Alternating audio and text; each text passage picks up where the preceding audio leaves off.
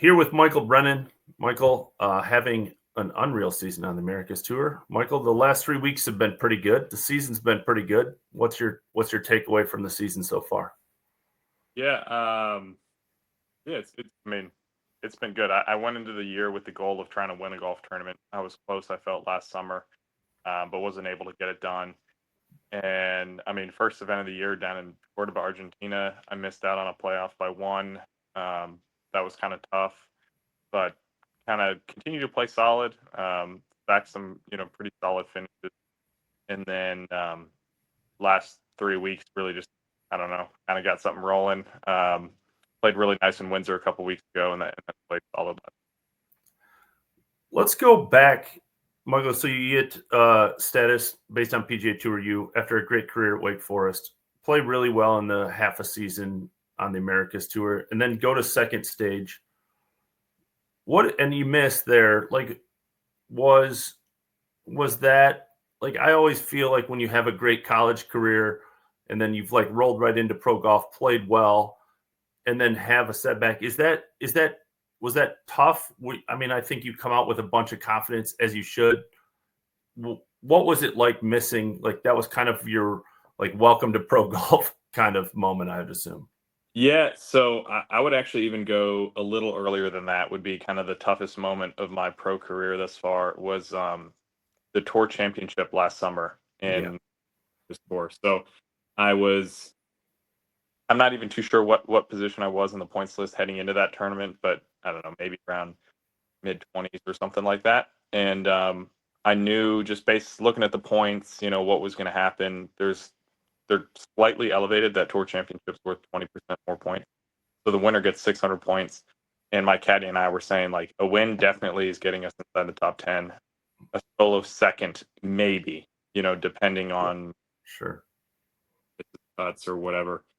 Um, And so we went into that week with like a pretty determined attitude. We were like, all right, let's go win the tournament. And I played really good golf. We played the North Course at TPC Toronto, where they just had the Canadian Open, and it's a phenomenal track. It was tough. It was kind of windy, blistery, cold when we played. We had some misty rain, and it was brutal. And I had the 54 hole lead by one or two shots, but not much. But I played a really, really solid first 11 holes on Sunday, and I didn't know it at the time, but I birdied the 11th hole to take a 5 shot lead, and then I made kind of a sloppy bogey on 12, and then walking from 12 to 13, kind of passed through like a little confluence area with some other holes, and a leaderboard was there. And that was the first time I had seen a leaderboard all day. I'd only known what my playing partner was doing. And he was playing all right, but falling a few shots back. It was a tough day. And so at the time, I had a 4 shot lead when I was walking by the leaderboard, and definitely got me out of my rhythm. I really thought I was, maybe tied for the lead, maybe 1 shot lead, maybe 2 shot lead, but to see four caught me off guard a little bit, and I got way ahead of myself at that point. I was playing so solid, and the 13th hole was really kind of the last like really challenging hole in the course. 14 was a decently hard par three, and then 15 through 18 were pretty basic. Started going the other direction, downwind, and I was like, oh man, like we're cruising, and that was probably the best thing that could have happened for me at the time. I mean, I ended up making a double on 13, and that really kind of sent me spiraling. The double on 13, followed it up on 7, and I ended up finishing par eagle, finished tied for third. Which was a fine finish if you took it out of context, but Right. but it was tough. It was really really tough, and that kind of ate at me for a solid month after the season. And the way the points worked, I would have finished fourth on the year, would have been exempt into final stage, had Corn Ferry status, and so like all of that definitely weighed on me a little bit, and that was just that was a really kind of tough pill to swallow. And then I kind of got over it and was like, all right, it's fine. We've got second stage, like I could do that and be all right. And then nothing crazy happened. I just kind of like, but then fast forward to Windsor a couple weeks ago, my first win, I had a couple shot lead, and I felt like that experience from back in Toronto helped me tremendously. I mean, I did such a better job of staying present, not getting ahead of myself, and still like really locking in on those last 9 holes that I had to play. And so I think that experience, in the long term is going to be great for my career, but it really, really sucked. Is that part, Michael, is that like in college, I'm sure throughout your 4-year career, you've had some disappointments, but there's always a team aspect to it, right? Even when you have great moments personally, sometimes the team like didn't have a great week. So it balances it out, or vice versa. Was that part of it? Is like, not that no one cares. Obviously people care, family, friends, those, but it's a very lonely sport for most of the last 4 or 5 years of your life. You've always been part of a team. Was that an aspect of it, or just the mental side of like, hey, this is my career, I know what's at stake, and just learning from that? Yeah, I mean, I think it was, I've been very fortunate. I don't feel like golf has been a lonely game for me. I have so many friends and family and coaches who care about, my success and helping me out, and like great friends. So a caddy that travels with me every week, so in that sense, I feel like I've been very blessed. And I haven't felt the loneliness of pro golf as I understand it to be, and I'm sure guys do feel. But yeah, it's just disappointing. Like, now it's my career, and it's how I'm trying to make a living, and not seeing those results. I always felt like, kind of in my head, professional golf would be like, you turn pro, you play great, you have success, and then things happen really quickly, and things can happen very quickly, but that's not always the case. So it was kind of, I would say the toughest part was just trying to be patient, and understand that, all right, maybe this wasn't my time, wasn't my year, but maybe next year, and then get back to it and start grinding. I assume that's part of kind of like resetting going into the Americas tour this year, right, Michael? Is like, you're literally 4 holes away from having full Corn Ferry status, or some Corn Ferry status. Instead, you're back on an Americas. As I've said many times, pro golfers only want to be on like 1 tour in the world, or 2. So was that hard, Michael, just going back, starting this year, of like, hey, or was there a process leading up to the season of like, I got to be okay with being on the Americas tour for another year? Yeah, I mean, nobody wants to live out on the Americas tour. It's not, that's not no one's goal, is say to strive to stay out there. However, I do feel like it's been a really good progression, in my career thus far. Like learning those lessons, like, not getting ahead of yourself, or, getting careless with a lead. I'd much rather make those mistakes on the Americas tour level than on the Corn Ferry or PGA Tour. So in that sense, I'm very, very grateful for the opportunity to even play, because I do have a lot of fun when I'm at golf tournaments, stuff like that. And so there was definitely a little disappointment, being on the Americas tour. You see some of your friends who had played well last year, and are playing on the Corn Ferry or PGA Tour now, and um, that's everyone's goal. I want to be doing that. So, in that sense, it was a little tough, but I don't think I took it too hard. I really just try to focus up and say, all right, this is what I got this year. I have a great opportunity. My agent, he did an awesome job at just being like, look, this is a great opportunity. You have 16 events, for the year to just play great golf, and so I felt like I have done a pretty good job of, being just very, very content where I'm at, and trying to play as well as I can. I assume, Michael, I mean, you touched on it about being in the lead and seeing that you were in the lead. I mean, that's what, like, looking back, I assume it's worked out better that you're on the Americas Tour in the long run. Like you had just said, learning these things on the Americas Tour is better than learning it on TV. Like that same scenario happens on TV in the PGA Tour. People aren't going to let you forget about it. Like it's not as easy to just go like, oh, okay, I'm going to go back. So I assume there's a lot of things, travel, life on the road, all of those things. Looking back, it's probably been beneficial. Do you think, Michael, to just have one more year on the Americas Tour? Yeah, I don't think it's been bad at all. And it, now I can look back and say, look, I've had some success. I've won 2 events. That's all great stuff. Learning how to prep for a 4-day tournament, and travel for a week it's way different than anything you do in college. The college tournament week is, maybe leave on Friday or Saturday.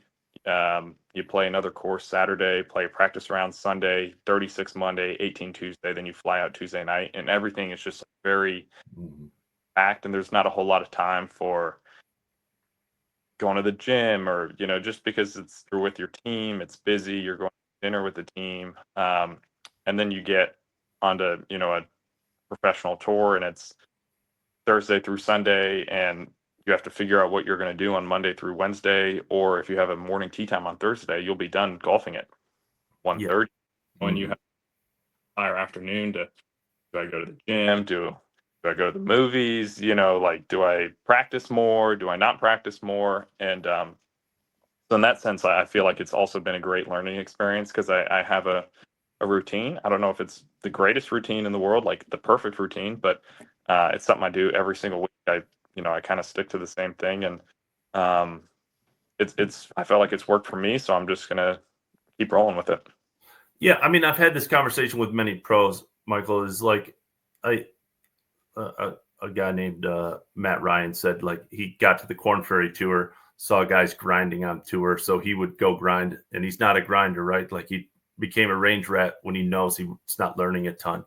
I assume that's part of it is like you get done at 1:30, you see some guys are like out there, they're range rats, and finding that balance of practicing things you need to work on and also like resting and not just living golf 24/7. Yeah, no, it's different. I played with Matt actually in Winnipeg last summer out on the Americas Tour. Yeah. It's great. But yeah, it's I would say, I don't know, it's hard to tell because I don't know, you can't see everyone's like the whole day. Maybe a little bit more on the like practice heavier side. But then I just saw like Johnny Kiefer, friend of mine, he takes his weeks pretty chill, it seems like, his Monday through Wednesday, like definitely practicing, getting his work done, seeing the golf course. But I play more holes than he does. And, maybe hit a few more balls, and it's working incredibly well for him, so I don't know if mine is the perfect routine, but I like it, so I'm going to stick to it. And that's part of it too, right, Michael? I just talked to Tom Lewis, who was like a UK guy, was supposed to be the next big thing, and has kind of had an up and down career. And his thing he said to me at Hotel Planners is like, I want to learn, and I've learned to shut some people out and listen to some people. So you have to, that's part of it, is like learning what works. Like maybe it's a balance in between. Maybe it's nothing at all of what Johnny does. But I assume you're talking to pros, caddies, agents to like find that balance of what's best on and off the course. It's not just ranging, workouts, practicing how to do practice holes. All of those things is part of this process of like learning what's best for the next level. Yeah, absolutely. Yeah, and in my routine, I feel like is also stemmed out of like from my friends. I have buddies, out on tour, and we pretty much have the same group that plays every Tuesday morning, so that's been really fun and really enjoyable for myself, and something I look forward to every week. And maybe if I had, I don't know, different friends, or they wanted to do something different, my schedule would look a little different. So it's kind of just I don't know, I think it's interesting how that comes about. You have a big points lead. Obviously, finishing number one is a goal. I guess it's in a bigger picture, it's kind of like having a 4 or 5 shot lead. Do you just kind of have to put the points to the side, Michael, and try to address the next few tournaments as well as you can as just its own entity? Yeah, 100%. I think everyone would agree with this, but I'm trying to go to Edmonton next week and win another golf tournament, try to prep as best I can and just get ready for that week. I really want to make Monday through Wednesday identical to what I've done the other tournaments this season. Because I think if you start thinking about it, then you just get so in your head about, shots, and you get worried about what other guys are doing and not just focused on what you're doing. And during PGA Tour U, I struggled with this a bit in college, just kind of worrying about where my ranking was.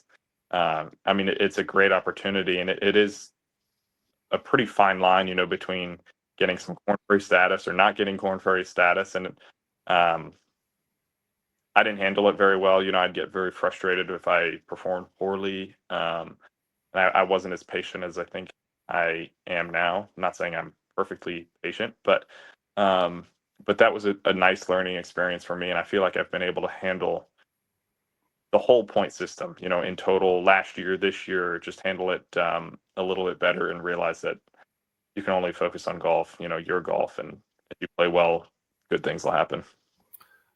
Before we get into Dunning quickly, you're up and down in the sectional qualifying, final qualifying of U.S. Open in 2023 was the first time I posted about you. And it's hard to judge because it's not on TV. It has to be one of the sickest up and downs or top 2 or 3 up and downs to get into a U.S. Open in the history of golf. It's insane. If you're watching on YouTube, we'll try to put a clip of it. But how often are you asked about it, and how often do you think about how insane that shot was? Yeah, I would say I'm probably asked about it more than I would have thought, I would be, in the moment. Because I don't know, it did go, I guess, a little viral on just, golf stuff. And it was probably in the circumstance one of the best, if not the best up and down I've made. It was it was a crazy up and down, but what people don't know is I was in the first cut, maybe 140 yards from the hole after my tee ball, and so to end up in that spot was, I hit a solid wedge, but I was I didn't hit it hard enough. I wasn't, it was just not a good shot to end up there, and I have no idea how it ended up sitting in the face of the bunker and didn't roll back into the bunker. The physics don't really make much sense to me. But the fact that it stayed there, I felt like I noodled it pretty well. I needed to go straight up with it, but I had to hit a 50 degree to take off some of the loft, so it just didn't go super far left. And a lot of that's some luck, some skill, I'm sure, trying to figure out the shot and how much energy to put into it. But some of that's also I've never hit a shot like that before and haven't hit a shot like that since, for it to work out was awesome. But it was really cool. Yeah, it was cool. All right, last one. Michael wears Dunning, as Dunning is a sponsor of mine. And I think people think that they're like a big company. They're not. They're pretty small. And Michael is continuing a pretty epic run for the few players that they sponsor. They sponsor only 2 players on tour, Russell Henley and Michael Kim, who both had great seasons. They have a couple guys on Corn Ferry Tour. Most of them are having. And then I think Michael and maybe 1 or 2 other guys on the Americas Tour. Michael's leading. So what a run for the Dunning brand right now. Yeah, I feel like they've been hot ever since I started wearing Dunning. When I turned pro in the summer of 24, I've kind of kept up a little closer with Michael Kim and Russell Henley because I have, really no connection to either of them. I've met Michael Kim, but and he seemed great. But, I really didn't know either of them. But now that, part of the Dunning team, keep up with them. And Michael's start of the year was incredible. Playing some really, really good golf out west, and Russell's been playing great, and now he's a Ryder Cupper. So it's been kind of cool to, follow them. And I feel like I'm always telling my buddies, Russ, where's Dunning? But no, it's been good. They've been great. Been great to work with, and they make good stuff. Michael, thanks for the time. Awesome season, man. It's a great story. Good to see you, and look forward to your continued success and great year on the Corn Ferry Tour next year. So keep it going the rest of the year. Thanks for the time. Yeah, thank you.